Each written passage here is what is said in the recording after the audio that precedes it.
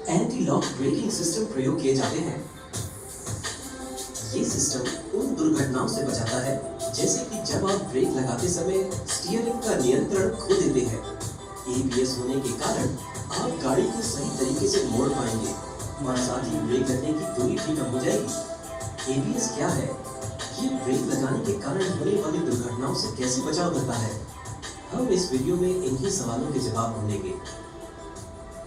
ABS को अच्छी तरह समझने के लिए हमें स्टीयरिंग चलाने और ब्रेक लगाने के नियमों को समझना होगा।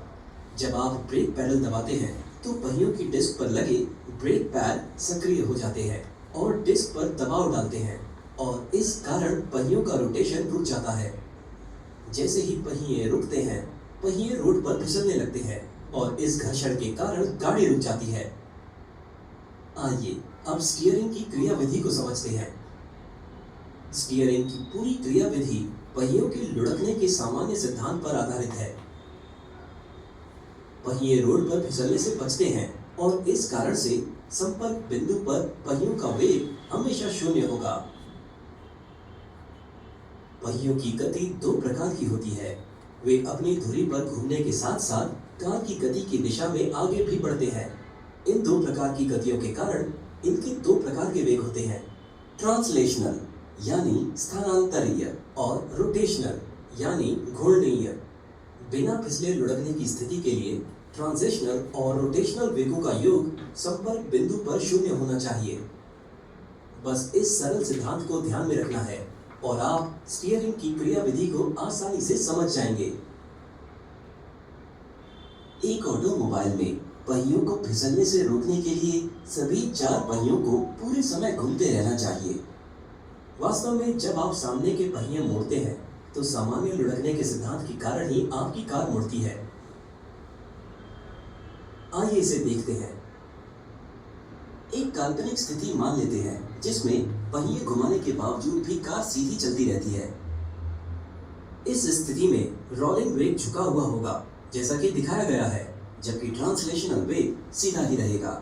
इसलिए अगर आप इन्हें जोड़ेंगे तो प्राप्त वेग शून्य नहीं होगा। इसके कारण कार फिसलने लगेगी।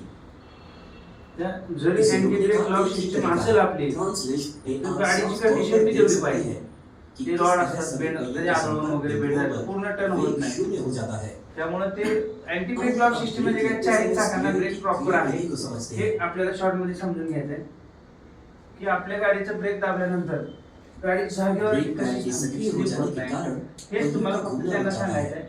पहिए अगर घूमे हुए हो तो भी चूंकि वो घूम नहीं रहे, उनमें कोई फिरलेला असेल तरी पण गाडी फिरत नाही। इस स्थिति में गाड़ी को मोड़ने की जरूरत नहीं है क्योंकि ये तो सामान्य तौर पर ब्रेक लगाया गया है।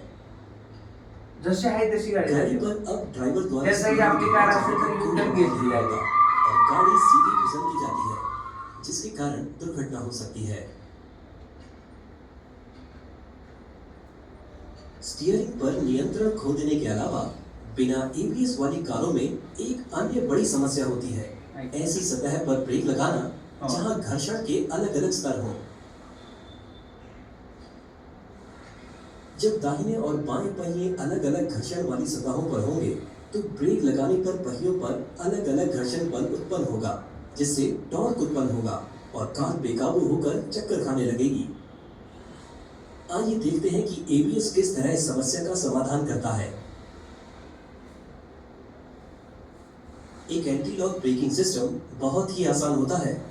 एबीएस पहियों को होने से रोकता है। एबीएस सिस्टम में प्रॉपर चारी चाकांना ब्रेक आते हैं, एंटी लॉक ब्रेक सिस्टम से जुड़े होते हैं।